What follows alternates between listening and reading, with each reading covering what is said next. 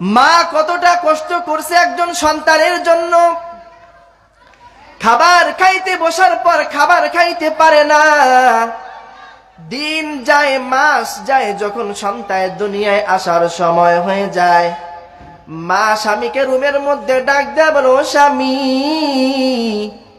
আমি হয়তো তোমার এই সন্তানটাকে দুনিয়ার মধ্যে আনতে পারবো না, এই ক্ষমতা আমার নাই, কারণ এত পরিমাণ যন্ত্রণা, এত পরিমাণ ব্যথা হয়তো আমার দ্বারা প্রসব করা সম্ভব নয়। মা তার সব দায়িত্ব গুলা বাবাকে বুঝায় দেয়, আর ডাক দেয় বলে, ও স্বামী আমার, জীবনে আপনার কোনো আদেশটাও ভালো মতন পালন করতে পারি নাই।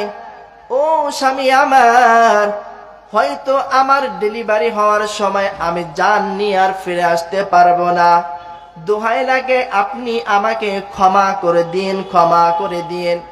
ডাক্তাররা ডাক দেয়া বলে, একজন মানুষের ব্যথার ডিগ্রি যখন 45% পর্যন্ত চলে যায়, ওই মানুষটা দুনিয়ায় বেঁচে থাকার আর ইচ্ছা পোষণ করে না, সে আত্মহত্যার দিকে আগায় চলে যায়, ব্যথা সহ্য করার মতো হয় না।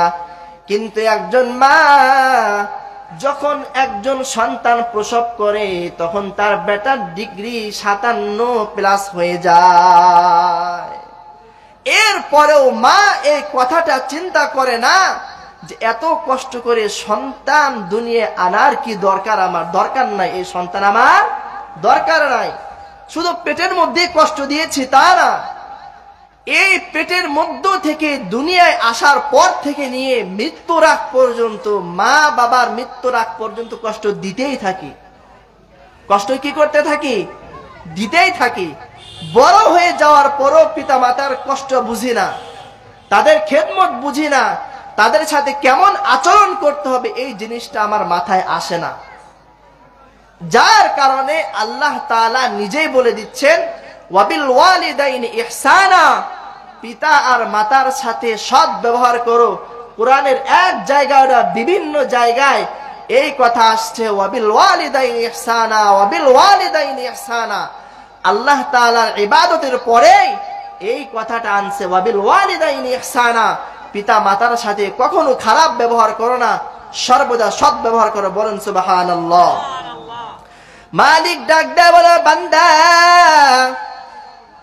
তোমার পিতা মাতা যেমন তোমাকে ছোট সময় লালন পালন করছে, এ বান্দা এই পিতা মাতার বয়সগুলা বাড়তে বাড়তে যখন সে বৃদ্ধ হয়ে যাইবে, তখন তার অবস্থা এমন হয়ে যায়, বান্দারে যখন তুমি ছোট ছিলা কি বলতা কিছুই বুঝতা না, বাবা মায়ের কাছে আবেদন করে বসে থাকতা, ওই বাবা ওই মা যখন বৃদ্ধ অবস্থায় চলে আসবে, যখন তার বয়সটা বেড়ে যাবে, আস্তে আস্তে তার ব্রেন কমে যাবে, হয়তো এমন কথা বলবে, এমন বায়না করবে যে কথাটা তোমার সহ্য হবে না, যে কথাটা তোমার ভালো লাগবে না।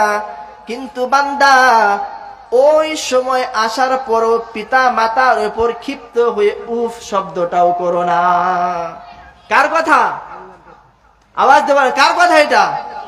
দুনিয়ার কোন মানুষের কথা? আমাদের নবীর কথা? কোন আলেমের কথা? কোন পীরের কথা? স্বয়ং কার কথা? আল্লাহ রাব্বুল আলামিনের কথা।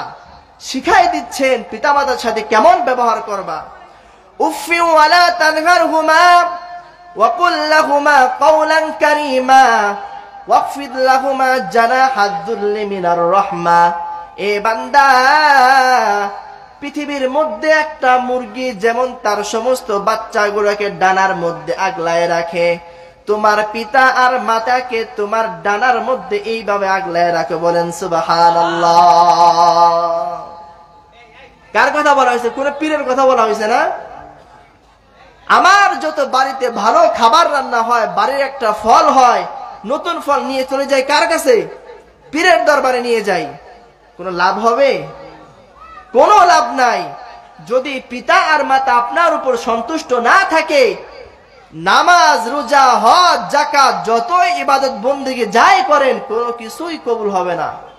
কোনো কিছুই কি হবে না? কবুল হবে না। আল্লাহ রাসূল সাল্লাল্লাহু আলাইহি ওয়াসাল্লাম বলেন, রিদর রব্বি ফি রিদল ওয়ালিদি, আল্লাহ তাআলা সন্তুষ্ট, আল্লাহ তাআলা রেখেছেন পিতামাতার সন্তুষ্টের মধ্যে। বলেন সুবহানাল্লাহ। আল্লাহ রাসূল সাল্লাল্লাহু আলাইহি ওয়াসাল্লাম রমজান মাসে একদিন হঠাৎ করে জুমার খুতবা দেওয়ার জন্য মিম্বারের মধ্যে উঠতেছেন। তো হঠাৎ করে একটা মিম্বারের মধ্যে পা রাখেন আর বলেন আমিন, দ্বিতীয় মিম্বারেও পা রাখলেন বলেন আমিন, তৃতীয় মিম্বারেও পা রাখলেন বলেন আমিন। তো এই ঘটনা হওয়ার পর সাহাবায়ে কেরাম জিজ্ঞাসা করলেন, ইয়া রাসূলুল্লাহ, ইয়া হাবিবাল্লাহ, আপনি প্রতি সিঁড়িতে একবার করে পা রাখলেন আর বললেন আমিন, এর কারণটা কি? তখন আল্লাহ রাসূল সাল্লাল্লাহু আলাইহি ওয়াসাল্লাম বললেন যে আমি যখন খুতবা দেওয়ার জন্য মিম্বারে উঠতেছি, যখন আমি প্রথম মিম্বারের মধ্যে পা রাখি, তখন স্বয়ং জিবরাইল আলাইহিস সালাতু ওয়াস সালাম এসে আমাকে বলতেছেন, আপনার যে উম্মত এই রমজান পাইলো, রমজান পাওয়ার পরেও তার গুনাহকে মাফ করা নিতে পারলো না, সে ধ্বংস হয়ে যাক। আমি বললাম আমিন। দ্বিতীয়তে জিবরাইল এসে বললেন যে পিতা এবং মাতার মধ্য থেকে যে কোনো একজনকে পাইলো, পাওয়ার পরেও জান্নাত অর্জন করে নিতে পারলো না, ওই সন্তান ধ্বংস হোক। তখন আমি বলছি আমিন। আল্লাহ রাসূল আমিন বললে মনে হয় ওই দোয়াটা কবুল হয় না। কবুল হয় কিনা? আল্লাহ রাসূল কি বলছেন? আমিন। কোন কথার বিনিময়ে?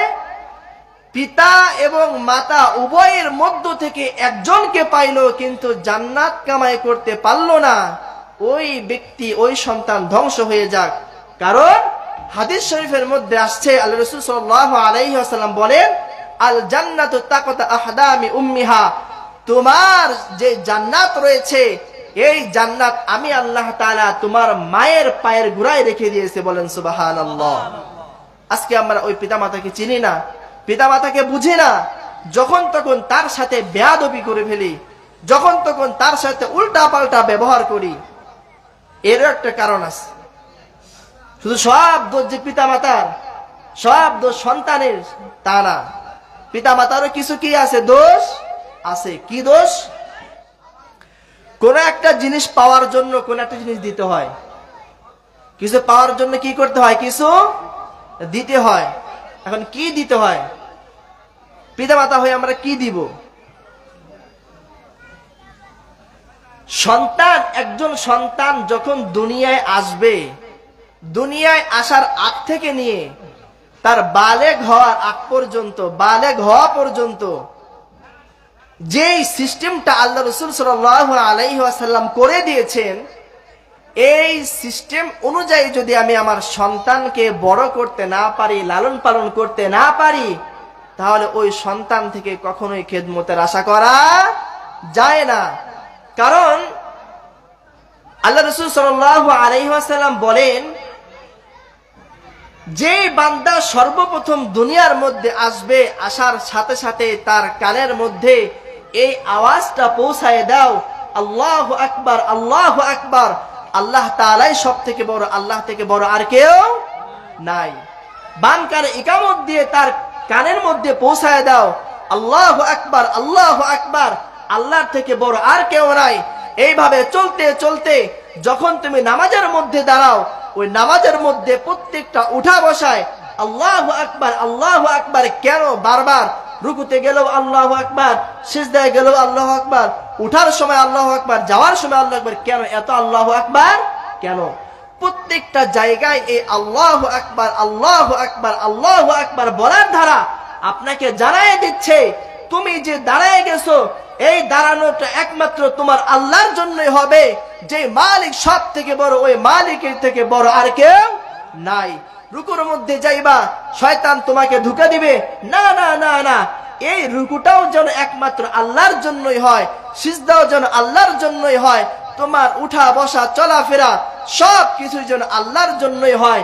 এই জন্য প্রত্যেকটা জায়গায় তোমাকে স্মরণ করায় দেয় আল্লাহু আকবার, আল্লাহু আকবার। যেই বান্দার কানের মধ্যে, তার মস্তিষ্কের মধ্যে এই আল্লাহু আকবারটা গেঁথে যাবে, ওই বান্দার দ্বারা কখনোই উল্টা পাল্টা করা সম্ভব না। দ্বিতীয় নাম্বার কাজ কি?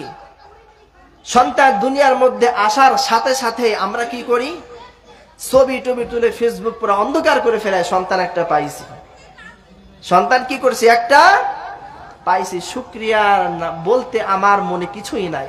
সন্তানটা হয়েছে, তাড়াতাড়ি ছবি তুলো, সবাইরে জানায় দাও, তাড়াতাড়ি মিষ্টির দোকানে যাও, মিষ্টি কিনে সব জায়গায় বিতরণ করে দাও। এটা চলে কিনা? আপনাদের সমাজে মনে হয় এটা চলে না। সব খেলে আমাদের ওইদিকে চলে, এদিকে হয় কিনা? সর্বপ্রথম সন্তান যে দুনিয়ার মধ্যে আসছে, আল্লাহ তাআলা যে আপনাকে সন্তান দিয়েছেন, এর জন্য শুকরিয়া আদায় করা দরকার। এর জন্য কি আদায় করা দরকার? শুকরিয়া আদায় করা দরকার। সন্তান হওয়ার পর তাকে তাহনিফ করাইতে হবে একজন ভালো আলেমের মাধ্যমে। তার প্রথম খাবারটা দিয়ে দাও। এইভাবে যখন তার 7 দিন নাম হয়, আকিকা করো, তার সুন্দর নাম রাখো, ইসলামিক নাম রাখো। হযরত ওমর রাদিয়াল্লাহু তাআলা আনহুর জামানায় এক সাহাবী তার সন্তানের বিরুদ্ধে নালিশ নিয়ে আসছেন। নিয়ে আসার পরে বলতেছেন যে কথা শোনে না, বেশি রাগ করে, এই সেই হ্যান ত্যান। তখন বলতেছে নাম কি? এমন একটা নাম বলে যে নামের অর্থই হচ্ছে বিকৃত। নামের অর্থই কি? বিকৃত। এখন আমরা নাম রাখি আকাশ বাতাস, সাগর বল্টু, নাট বল্টু, মুখ দিয়ে যা আসে তাই রেখে দিই। ইসলামিক নাম যদি না থাকে, ওই বাচ্চা থেকে কোনো ভালো জিনিস আশা করা যায়? 7 বছর বয়স হওয়ার পরেই তাকে নামাজের জন্য আদেশের কথা বলা হয়েছে। 10 বছর বয়স হলে তাকে নামাজের জন্য প্রহার করার কথা বলা হয়েছে। আজ পর্যন্ত কেউ করছেন? সকালে ঘুমায় আসে, আমি তো জুব্বি টুপা লাগাইয়া মসজিদে চলে গেছি, সন্তান ওদিকে ঘুমায়, একবারও ডাক দেয় না, চলো মসজিদে যাই। এই দোষটা কার? দোষটা আমার। তাকে শিক্ষা কাকে দিতে হবে? আমার শিক্ষা দিতে হবে না? আমি যদি এই শিক্ষাটা না দেই, তাহলে সন্তান শিখবে কোত্থেকে? আর সন্তান যদি না শিখে, তাহলে জীবনেও আপনার ওই সন্তান থেকে ভালো আশা করা যায় না। কত কোটিপতি, টাকাওয়ালা, বাড়িওয়ালা, গাড়িওয়ালা, টাকার অভাব নাই, স্বামীও চাকরি করে, স্ত্রীও চাকরি করে, 2 জনের প্রতি মাসে লাখ লাখ টাকা বেতন, কিন্তু মায়ের চেহারা দেখার সময় তাদের হয় না। মায়ের চেহারা দেখার কি সৌভাগ্য তাদের হয় না। পিতামাতার খেদমত করার সৌভাগ্য হয় না। তাদেরকে পাঠায় দেয় বৃদ্ধাশ্রমে।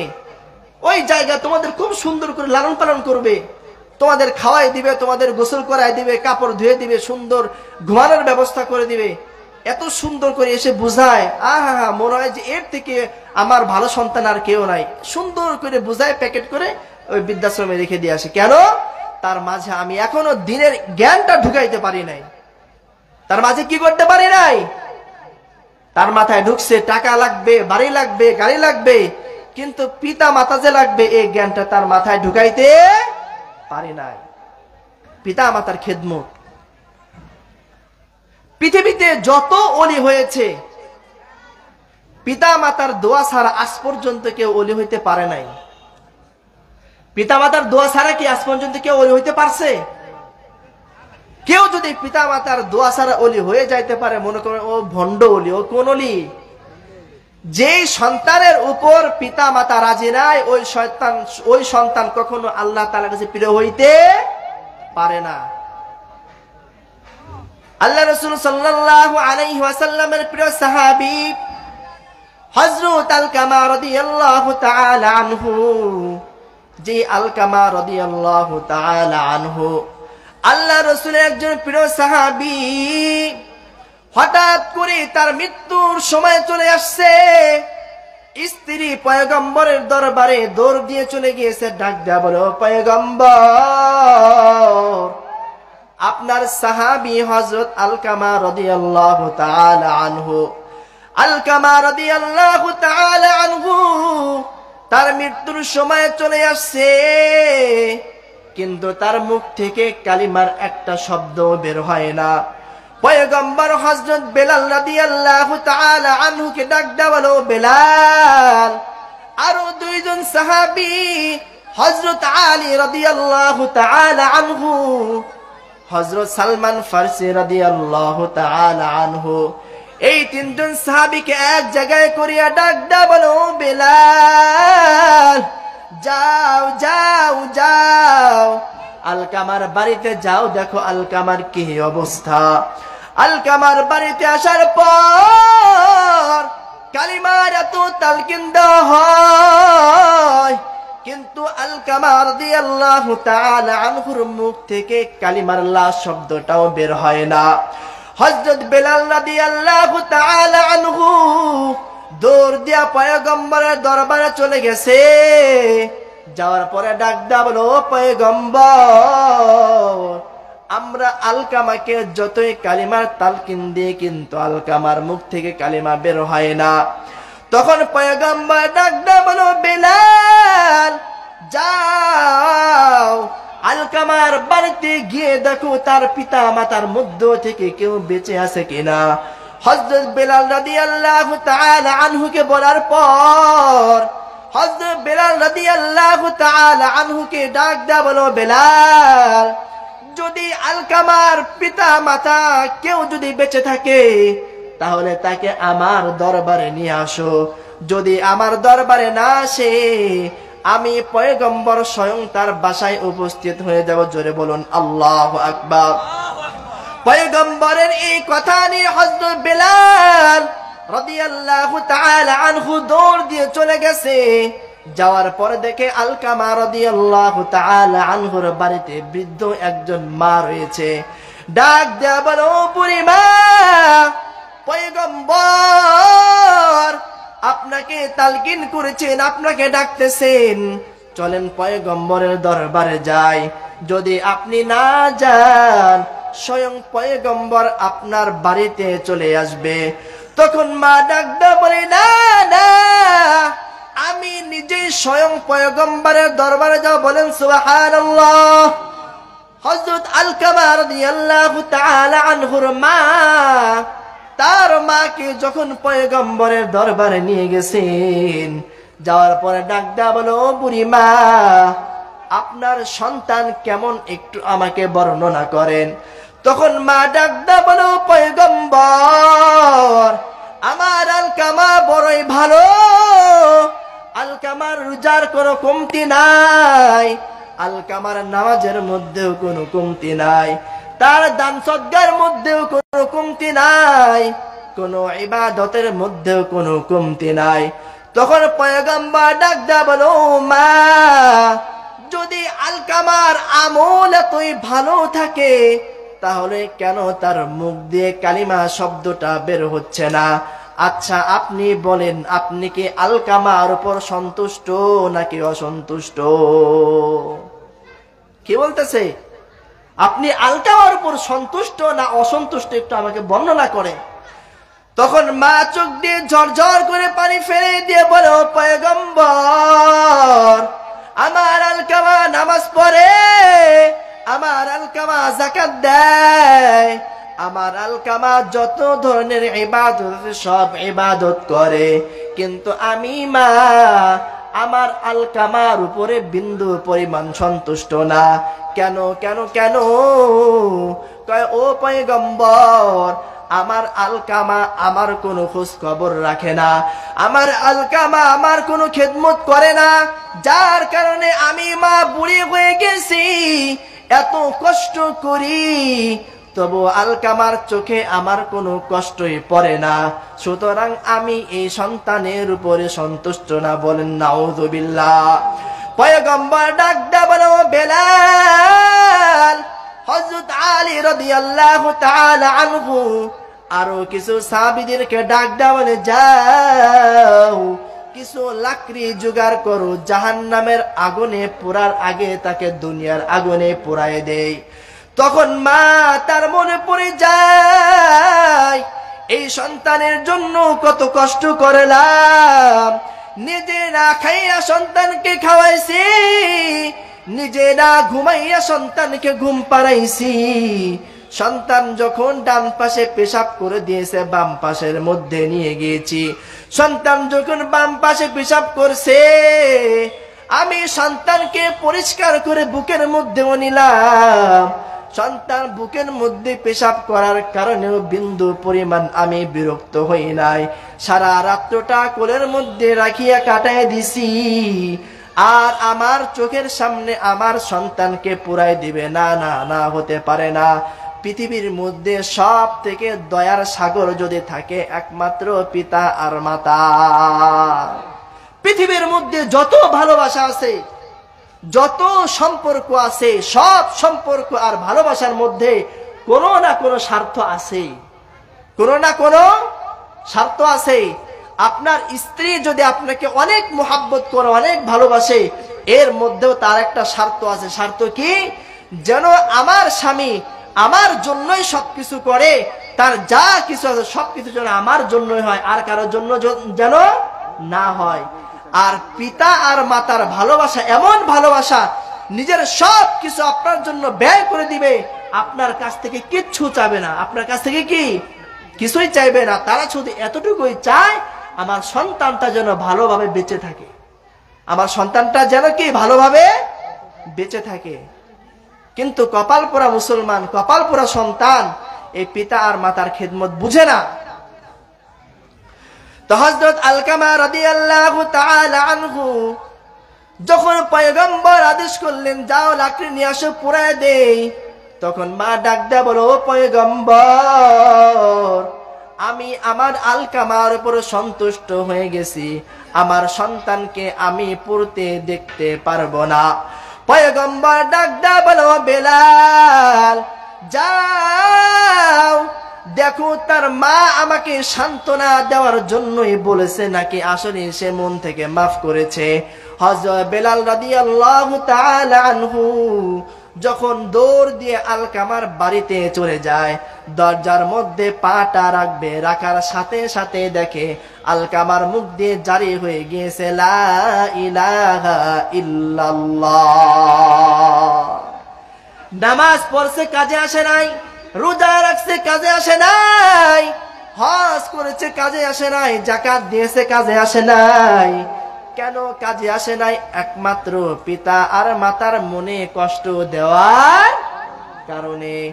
যদি ওই পিতা মাতাকে রাজি করতে পারো, সর্বপ্রথম হাত উঠায়া মালিকের কাছে দরবারে দোয়া করে, ও মালিক, ও আল্লাহ, তুমি আমার সন্তানের নেক হায়াত বাড়ায় দাও, আমার সন্তানকে পৃথিবী যেই জায়গায় মধ্যে যায়, বান্দারে আল্লাহ তাআলার কাছে দোয়া করে, ও আল্লাহ, আমার সন্তানকে সব জায়গার মধ্যে হাসি খুশি রাখো। বলেন সুবহানাল্লাহ।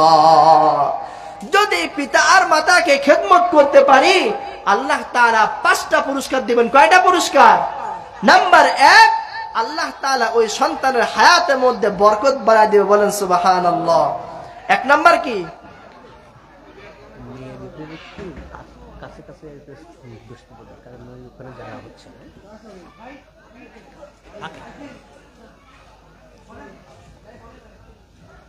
একটা ঘোষণা, মহিলা প্যান্ডেলে হয়তো একটু জায়গার সংকুলন হয়ে গিয়েছে, তা আমরা সকলে একটু জমে বসি, বাকি যারা আসতেছে সকলকে বসার সুযোগ করে দেই। তো কেউ যদি পিতা মাতার খেদমত করে, কয়টা পুরস্কার ভুলে গেছেন? কয়টা? 5টা পুরস্কার। 1 নাম্বার, আল্লাহ রাব্বুল আলামিন ওই সন্তানের হায়াতকে বৃদ্ধি করে দিবেন। 1 নাম্বার পুরস্কার কি? সন্তানের হায়াত বৃদ্ধি করে দিবেন। কারণ দেখেন, যখনই আপনি আপনার পিতা মাতার কোনো খেদমত করবেন, তাদেরকে একটু রাজি খুশি করাবেন, তখনই সাথে সাথে মা 2টা হাত তুলে বলে, ও আল্লাহ, আমার মাথায় যতগুলা চোর আছে এতগুলা বছর আমার সন্তানের হায়াত বাড়ায় দাও। বলে কি বলে না? কারণ মা মনে হয় এরকম বলে নাই, বলে কি বলে না? তাহলে হায়াত বাড়ায় দেওয়ার মালিক কে? আরো আওয়াজ দিয়ে বলেন, হায়াত বাড়িয়ে দেওয়ার মালিক কে? আল্লাহ। এই হায়াত বাড়িয়ে দেওয়ার 2টা অর্থ হইতে পারে। 1 নাম্বার অর্থ, আল্লাহ রাব্বুল আলামিন তো বান্দার হায়াতটাকে নির্দিষ্ট করে দিয়েছেন যে কবে দুনিয়ায় আসবে এবং দুনিয়া থেকে কবে যাবে, এই হায়াতটা কি নির্দিষ্ট। এখন হায়াতটা বাড়বে কিভাবে? হায়াতটা বাড়ার কিছু সূরত আছে। 1 নাম্বার হচ্ছে যে বান্দা এই 60 বছর 70 বছর হায়াতের মধ্যে আল্লাহ তাআলা তার মাধ্যমে এমন কিছু কাজ নিবেন যে কাজগুলা করতে 100 বছর লেগে যায়। যে কাজগুলা করতে কি 100 বছর লেগে যা, ওই কাজগুলো আল্লাহ তাআলা এই 60-70 বছর হায়াতের মধ্যে নিয়ে নেবেন। বলেন সুবহানাল্লাহ। আরেকটা অর্থ হইতে পারে যে বান্দার যে রিজিক আছে, এই রিজিককে বৃদ্ধি করে দিবেন কিভাবে? যে এই 50 থেকে 60 বছর হায়াতের মধ্যে বান্দা কখনো অসুস্থ হবে না, বান্দা কোনো পেরেশানির মধ্যে পড়বে না, তার রিজিকের কোনো অভাব হবে না। এই হায়াতটা আল্লাহ তাআলা বান্দাকে এইভাবে বাড়াই দেবেন। বলেন সুবহানাল্লাহ। তো পিতামাতার খেদমত কেমন খেদমত? হযরত মূসা আলাইহিস সালাতু ওয়াস সালামের জামানায় তিনি একবার দোয়ার মধ্যে আল্লাহ তাআলার কাছে ফরিয়াদ করতেছেন, হে মালিক, জান্নাতে আমার সাথী কে হবেন? জান্নাতে আমার সাথী কে হবেন? মূসা আলাইহিস সালাতু ওয়াস সালাম মালিকের কাছে দোয়া করো, আল্লাহ, আমার মনের বড় আকাঙ্ক্ষা, জান্নাতের মধ্যে কে আমার সাথী হবে দুনিয়ায় আমি দেখতে চাই। আল্লাহ রাব্বুল আলামিন জিব্রাইল আলাইহিস সালাতু ওয়াস সালামকে পাঠায় বলেন, ও জিব্রাইল, যাও মূসার কাছে গিয়া বলবা অমুক বাজারের মধ্যে একজন কসাই আছে, ওই কসাই হবে তুমি মূসার জান্নাতের সাথে। জোরে বলুন সুবহানাল্লাহ। মূসা আলাইহিস সালাতু ওয়াস সালামের মনের মধ্যে আরো আকাঙ্ক্ষা বেড়ে গেল। পৃথিবীর মধ্যে এত ভালো ভালো মানুষ রয়েছে, এত সুন্দর সুন্দর মানুষ রয়েছে, তারপরেও কেন এত সুন্দর মানুষ বাদ দিয়ে একজন কসাই কেন আমার জান্নাতের সাথী হবে? নিশ্চয়ই তার মধ্যে এমন কোন আমল আছে যেই আমলটা আমার মালিক বড় পছন্দ করছে। বলুন সুবহানাল্লাহ।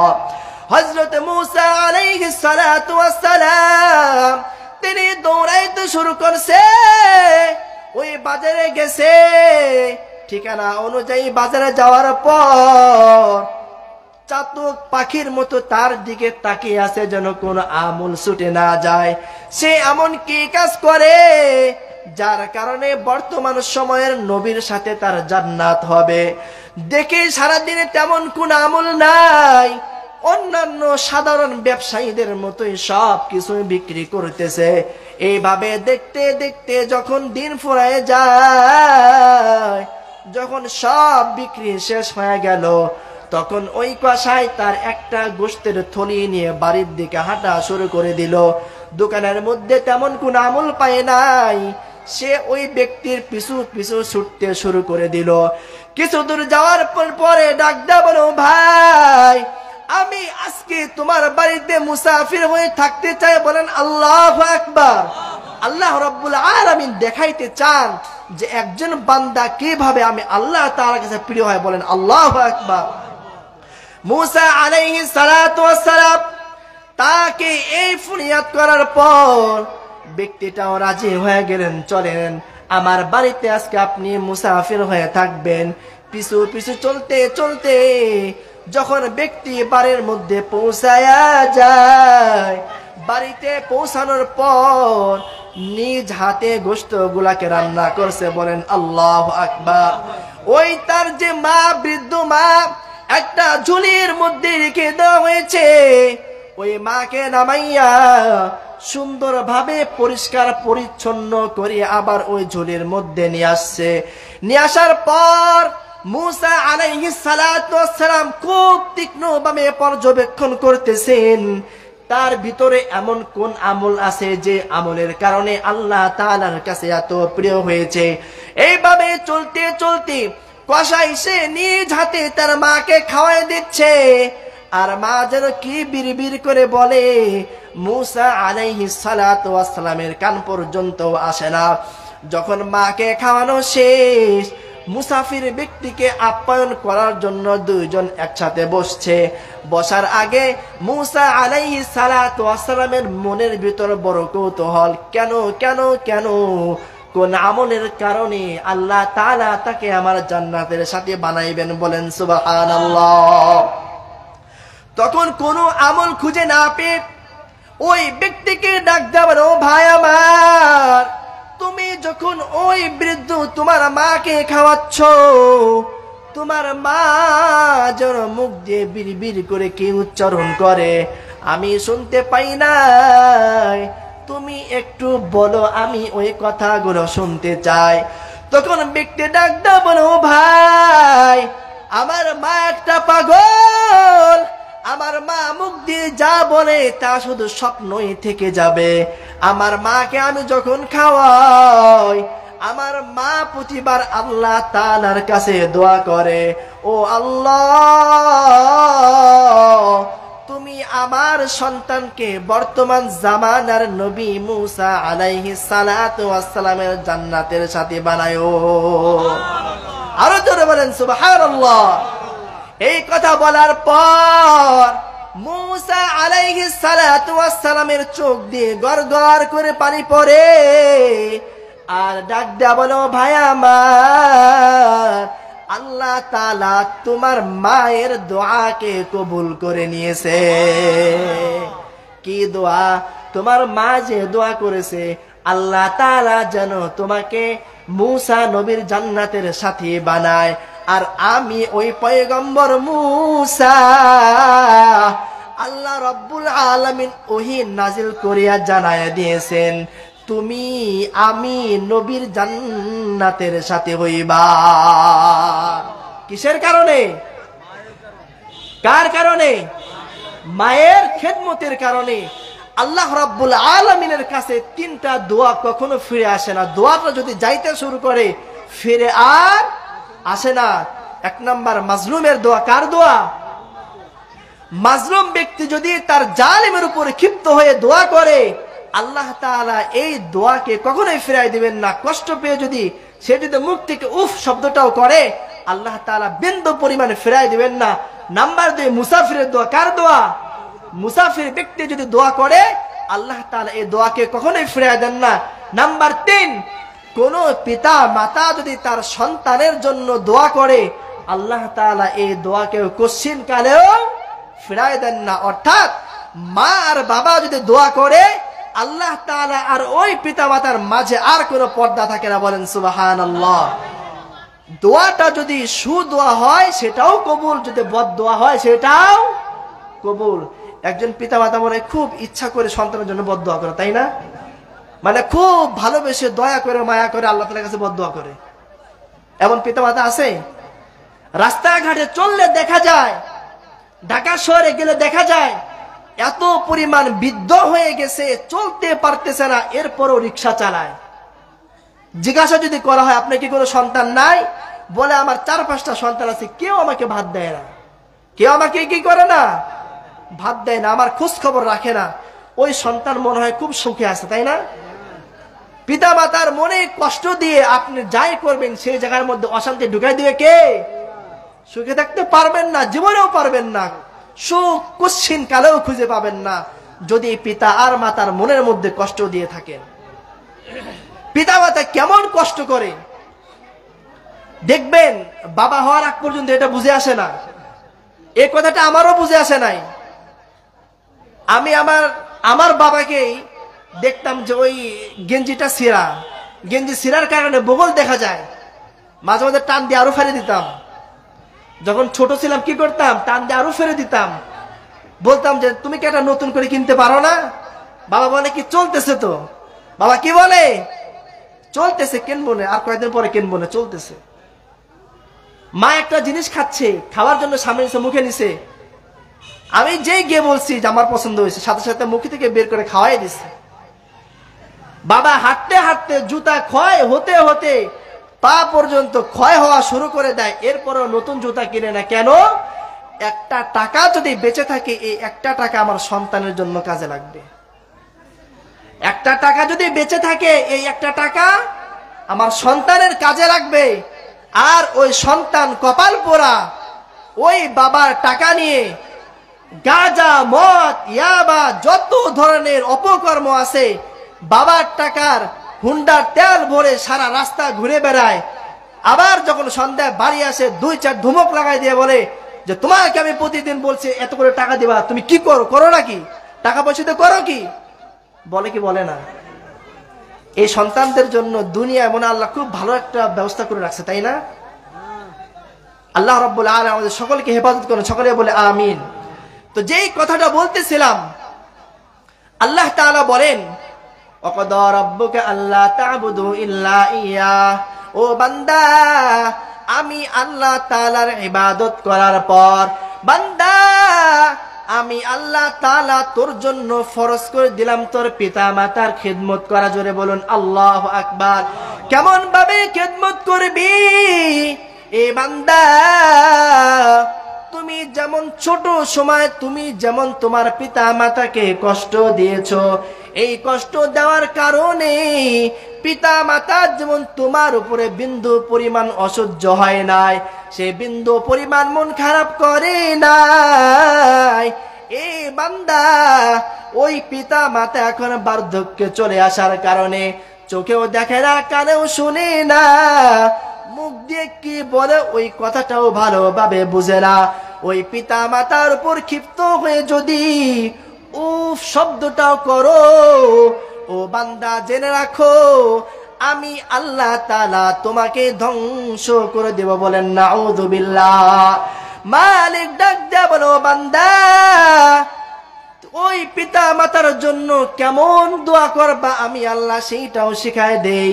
ও বান্দা যখন দোয়ার মধ্যে হাত তুলবি বান্দা তুই আমি আল্লাহ তাআলার কাছে বলবি রব্বির হামহুমা কামা রব্বায়ানি সগীরা। ও আল্লাহ আমার পিতা মাতা যেমন আমাকে লালন পালন করছে, ও আল্লাহ তুমি আমার পিতা আর মাতাকে জান্নাতের মধ্যে ওইভাবে লালন পালন করো।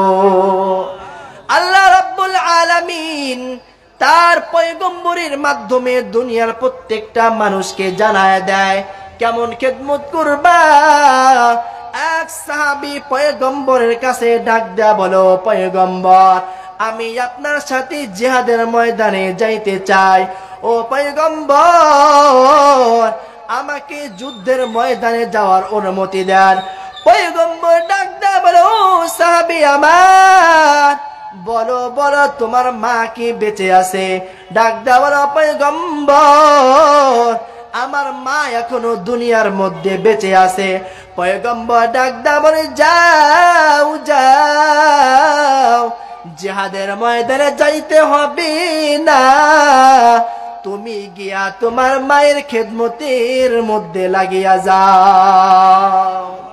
এই কথা বলার পর পয়গম্বর তার থেকে চেহারাটা ফিরাই নিয়েছে। আবার অপর সাইডে গিয়া বলো, পয়গম্বর আমি আপনার সাথে জিহাদের ময়দানে যাইতে চাই। পয়গম্বর ডাক দেয়া বলে, বাসায় যাও মায়ের খেদমতের মধ্যে লাগিয়া যাও। আবার যখন মুখটা ফিরাইয়া নেয় আবার পিছন দিকে গিয়া বলো, পয়গম্বর আমি আপনার সাথে জিহাদের ময়দানে যাইতে চাই। পয়গম্বর ডাক দাও, না না যাও যাও যাও গিয়ে মায়ের খেদমত করো। আবার যখন ঘুরে সামনে চলে আসে আমার পয়গম্বর ডাক দা বলে, ও আমার উম্মত, ও আমার সাহাবী, আমার আল্লাহ তাআলা তোমার জান্নাতটা রেখে দিয়েছে তোমার মায়ের কাছে, সুতরাং যাও যাও ওই মায়ের খেদমত করে জান্নাতটাকে অর্জন করে নাও। পয়গম্বর ডাক দেয়া বলে, ও দুনিয়ার মানুষ, আল্লাহ রাব্বুল আলামিন মায়ের মর্যাদাটাকে বড় বাড়ায় দিয়েছে। জোরে বলুন সুবহানাল্লাহ।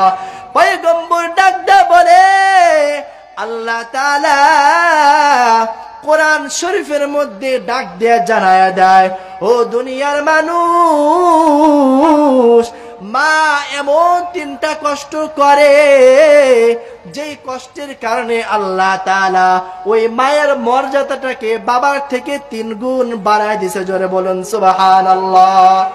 আল্লাহর এক সাহাবী, আল্লাহর পয়গম্বরের এক সাহাবী পয়গম্বরের কাছে গিয়া বলো, ও পয়গম্বর আমার পিতা এবং মাতার মধ্য থেকে আমার কাছে খেদমতের বেশি হকদার কে? পয়গম্বর ডাক দেয়া বলে, তোমার মা। আবার বলো, পয়গম্বর দ্বিতীয়ত বেশি হকদার কে?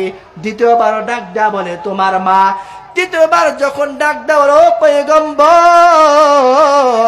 তৃতীয়বার আমার থেকে বেশি খেদমতের হকদারকে পয়গম্বর। তৃতীয়বারও ডাক দেয়া বলে তোমার মা, তোমার মা। চতুর্থবার যখন আবার ডাক দেয়া বলে ও পয়গম্বর, চতুর্থবার বলেন এখন আমার প্রতি বেশি হকদারকে। পয়গম্বর ডাক দেয়া বলেন এখন তোমার বাবা। তিনবার কেন মাকে এত মর্যাদা দিয়েছে?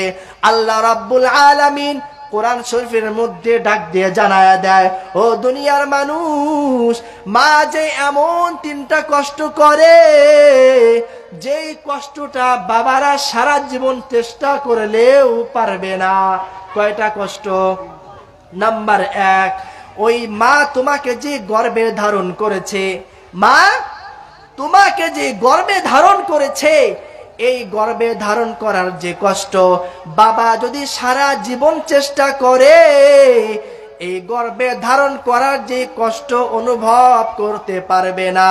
যার কারণে আল্লাহ তাআলা ওই মায়ের মর্যাদাটাকে বাবার থেকেও বাড়ায় দিয়েছে। জোরে বলুন সুবহানাল্লাহ। নাম্বার 2, তুমি জন্মগ্রহণ যখন করবা, যখন তোমার দুনিয়ার মধ্যে আসার সময় হয়ে যায়, এই প্রসব বেদনা এত কষ্ট, এই প্রসব বেদনার যেই পরিমাণ কষ্ট বাবারা সারা জীবন চেষ্টা করলেও তা অনুভব করতে পারবে না। যার কারণে যদি কোনো মা একজন সন্তান প্রসব করার সময় যদি মারা যায়, আল্লাহ তাআলা তার আমল নামায় শহীদি মৃত্যুর সওয়াব দান করে। বলুন সুবহানাল্লাহ। নাম্বার 3, একজন মা তোমাকে যে দুধ পান করায়, এই দুধ পান করানোর যে কষ্ট, যদি বেশি খাওয়া হয়ে যায় মার শরীরটা বড় শুকায় যায়। যদি কম করে খাও মার প্রতিটা অঙ্গ প্রত্যঙ্গের মধ্যে ব্যথা শুরু হয়ে যায়। যার কারণে আল্লাহ তাআলা এই তিনটা কষ্টের কারণে ওই পিতা আর মাতা, পিতার থেকে মাতার মর্যাদাটাকে 3 গুণ বেশি বাড়ায় দিয়েছে। আর ওই পিতা আর মাতার সাথে যদি নাফরমানি করি, আল্লাহ মনে হয় আমার খুব সুখে রাখবেন। আখিরাতে তো শাস্তি দ্বারা ভরপুর করবেনই, দুনিয়ার মধ্যে লাঞ্ছনা বঞ্চনা, দুনিয়ার মধ্যে আমাকে অপদস্থ করবেন। বনি ইসরাইলের জামানায় আল্লাহর এক বুজুর্গ ছিল, বড় আবেদ, সারা দিন রোজা রাখতো, সারা রাত ভরে নামাজ পড়তো। সারা দিন কি করতো? রোজা রাখতো আর সারা রাত ভরে নামাজ পড়তো। ওই বুজুর্গের নাম হচ্ছে জুরাইজ। নাম কি? জুরাইজ।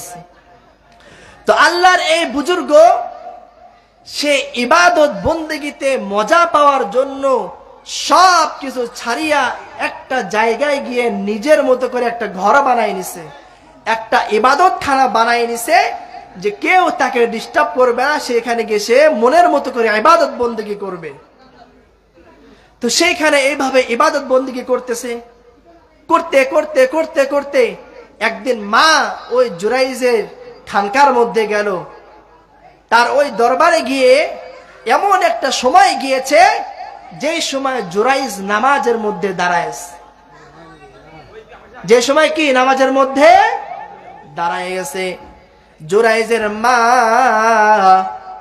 ডাক দেওয়ালো, জুরাইজ, আমি মা তোকে দেখার জন্য আসছি, আয় আমার সাথে দেখা কর। জুরাইজ মনে মনে চিন্তা করলো, আমি নামাজের মধ্যে আছি, আল্লাহ, এখন কি আমার কাছে নামাজটাই বড় নাকি মায়ের সাক্ষাৎটাই বড়? এই চিন্তা করতে করতে নামাজের মধ্যে দাঁড়ায় গেছে। সময় পার হয়ে যায়, সন্তান মায়ের কাছেও আসে না, মায়ের সাথে দেখাও করে না। মা মনটা খারাপ করে আবার বাড়ির দিকে ফিরে যায়। পরের দিন মা আবার আসছে, আসার পরও ডাক দেয়া বলো, সন্তান, আমি মা তোর সাথে দেখা করার জন্য আসছি, আয় আয়, আমি মার সাথে দেখা করে আমার কলিজাটা ঠান্ডা কর। জুরাইজ আবারও নামাজের মধ্যে দাঁড়ায় আছে, চিন্তা করা শুরু করলো, ও আল্লাহ, আমার সামনে নামাজ এবং আমার সামনে মা, আমি এখন কোন পথে হাঁটবো? এই কথা চিন্তা করতে করতে আবারও নামাজের মধ্যে দাঁড়ায় আছে। মা পূর্বের দিনের মতো কষ্ট পেয়ে পেয়ে আবার বাড়ির দিকে রওনা হয়ে চলে যায়। বাড়িতে যাওয়ার পর পরের দিন আবারও ফিরে আসছে। আসার পর ডাক দেওয়া হলো, সন্তান, আমি মা আসছি, আয় আয়, আমার সাথে একটু দেখা কর, আমার সাথে একটু কথা বল। জুরাইজ ওই দিনও নামাজের মধ্যে দাঁড়ায় আছে। নামাজের মধ্যে দাঁড়ায়া চিন্তা শুরু করে দিল, আল্লাহ, পূর্বের দিনের মতো আমার মা আমার কাছে আসছে, এখন আমার কাছে তো নামাজ বড় নাকি মা বড়? এই কথা কল্পনা করতে করতে সে ভাবতে শুরু করেছে হয়তো আল্লাহ তাআলা কোনো ইলহাম পাঠাইবে। কিন্তু মা কষ্ট পেতে পেতে পেতে পেতে ডাক দেয়া বলো, সন্তান, আল্লাহ তাআলা যেন তোকে বেশ্যার মুখ না দেখাইয়া কবরে না নেয়। বলে নাউযুবিল্লাহ, কি বলেছে? যেন তোমার বেশ্যার মুখ না দেখাইয়া কবরে না নেয়। কোন কারণে? মায়ের মনে আনন্দ দেওয়ার কারণে, তাই না? মায়ের কথা শোনার কারণে, মায়ের কথা শোনার কারণে এত সুন্দর দোয়া করছে, তাই না? কিসের কারণে করছে? মা কষ্ট পাওয়ার কারণে মা বলতেছে, আল্লাহ যেন তোমাকে বেশ্যা মহিলার মুখ না দেখাইয়া কবরে না নেয়। এইভাবে চলতে চলতে ওই জায়গায় একটা দুশ্চরিত্রা মহিলা ছিল, যেই মহিলা জুরাইজের যে আল্লাহ ভক্তি মানুষের মাঝে সে যে এত বড় একটা মর্যাদা পেয়েছেন, এই মর্যাদাটা নষ্ট করার জন্য ওই দুশ্চরিত্রা মহিলা তার পিছনে লেগে গিয়েছে এবং বলতেছে যে এই বুজুর্গ কিভাবে এত বড় বুজুর্গ হয়, তাকে কিভাবে ধ্বংস করতে হয় সেটা আমি দেখে নিব। তো জুরাইজের ওই গির্জার মধ্যে ওই দরবারে একটা রাখাল ছিল, আর ওই বেশ্যা মহিলা ওই রাখালের কাছে যাওয়া আসা করত। কি করত? রাখালের কাছে যাওয়া আসা করত, যার কারণে ওই বেশ্যা মহিলার গর্ভে একটা সন্তান আসছে। সন্তান আসার পর যখন সন্তান দুনিয়ার মধ্যে আসছে, তখন মানুষ তাকে ধরা শুরু করলো, বলা শুরু করলো, কি ব্যাপার, তোমার তো বিয়ে শাদী হয় না, সন্তান আসলো কোত্থেকে? সন্তানের বাবাকে, সন্তানের বাবাকে। ওইদিকে মা দোয়া করছে বেশ্যার মুখ না দেখা যেন কবরে না নেয়। আল্লাহ তাআলা কি ফিরাই দিবে না? ফিরাই দিবে। মায়ের কষ্টের কথা আল্লাহ ফিরাই দিবে। এইভাবে চলতে চলতে মানুষ যখন তাকে জিজ্ঞাসা শুরু করলো, কে ব্যাপারে, সন্তান কার? সন্তানের বাবাকে। তখন ওই বেশ্যা মহিলা ডাক দেয়া বলে, ওই যে গির্জা দেখতে পাও, ওই ইবাদত খানার মধ্যে যে আবেদ আছে, ওই আবেদের সাথে খারাপ কাজ করার কারণে আমার পেটে সন্তান আসছে, সুতরাং এই সন্তানের বাবা ওই গির্জার আবেদ। মানুষগুলা তাকে এত বিশ্বাস করত, এত ভালোবাসতো, নিজের গাছের নতুন ফল হইলেও তার কাছে নিয়ে যায়, নিজের কোনো একটা ভালো জিনিস হইলেই ওই বুজুর্গের কাছে নিয়ে যায়। সবাই ক্ষিপ্ত হইয়া তার ওই ইবাদত খানাকে ভেঙ্গে চুরে চুরমার করে দিয়েছে, তাকে এত পরিমাণ প্রহার করছে। ডাক দেওয়া বলে, কি ব্যাপার, কি ব্যাপার, কি ব্যাপার? আমরা তোমাকে এত ভালো মনে করতাম, তুমি একজন আল্লাহ তাআলার আবেদ, আল্লাহ তাআলার প্রিয় বান্দা, কিন্তু তোমার দ্বারা এমন খারাপ কাজ কিভাবে সম্ভব?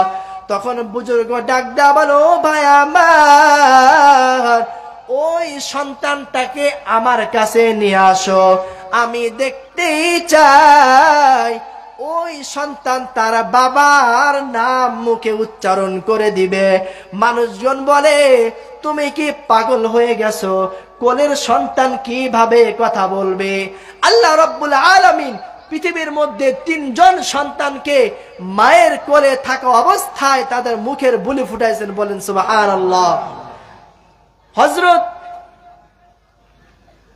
ঈসা আলাইহিস সালাতু ওয়াস সালাম তিনি যখন দুনিয়ার মধ্যে আসেন, দুনিয়ায় আসার পর দুনিয়ায় আসার যে একটা সিস্টেম আছে, পিতা এবং মাতার মাধ্যমে দুনিয়া আসার যে পদ্ধতি, আল্লাহ রাব্বুল আলামিন এই পদ্ধতি ব্যতীত বিশেষ এক পদ্ধতিতে তাকে দুনিয়ার মধ্যে আনছেন।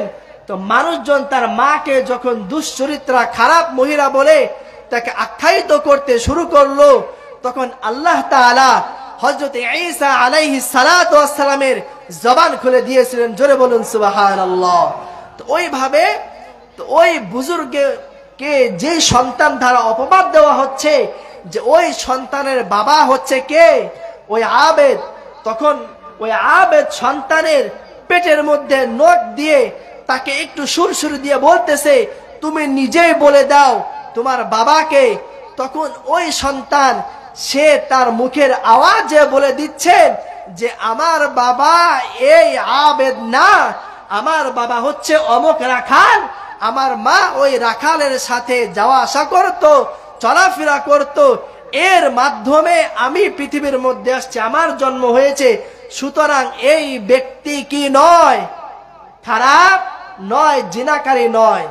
কিন্তু এই যে ঘটনাটা ঘটছে কোন কারণে? মায়ের মনে কষ্ট দেওয়ার কারণে। তো আল্লাহ রাব্বুল আলামিন পরে ওই বুজুর্গের মর্যাদা আরো এত বেশি বাড়িয়ে দিয়েছিলেন, যার কারণে মানুষজন তাকে বলতেছেন আমরা তোমার এই ইবাদতখানা স্বর্ণ দিয়ে করে দেব। কি দিয়ে করে দিব? স্বর্ণ দিয়ে করে দেব। তখন তিনি বলতেছেন না না না না, দরকার নাই, দরকার নাই, দুনিয়ার চাকচিক্য, দুনিয়ার এই মোহ আমার দরকার নাই, আমার যে মাটির খানকা ছিল মাটির খানকাই গড়ে দাও। সবাই মিলে আবার একসাথে ওই মাটির খানকা গড়ে দিয়েছেন, সে আবার ইবাদতের মধ্যে লিপ্ত হয়ে গেছেন, বলেন সুবহানাল্লাহ। তো মূল উৎস কি ছিল? মাকে কষ্ট দেওয়ার কারণে। এখন চিন্তা করেন আমরা কতটুকু পিতা আর মাতাকে সুখে রাখছি। পিতা এবং মাতার উপরে সন্তানের কয়েকটা হক রয়েছে। 1 নাম্বার, পিতা আর মাতাকে সম্মান করা। পিতার মাতাকে কি করা? সম্মান করা। আজকে কয়জন সন্তান আছে পিতার মাতাকে সম্মান করে? তুই তুকারি করে কথা বলে, এই মা ভাত দে, বাবা টাকা দে, বলে কি বলে না? এটা তো খুব খুব সম্মান দিয়ে কথা বলে, তাই না? এই সন্তান মনে হয় দুনিয়ার মধ্যে অনেক ভালো কিছু করে ফেলবে। তো বলেছিলাম যে পিতা আর মাতাকে যদি খেদমত করি আল্লাহ তাআলা 5টা পুরস্কার দান করবেন। কয়টা পুরস্কার? 1 নাম্বার, আল্লাহ রাব্বুল আলামিন ওই সন্তানের হায়াতটাকে বাড়ায় দিবেন। জোরে বলুন সুবহানাল্লাহ। নাম্বার 2,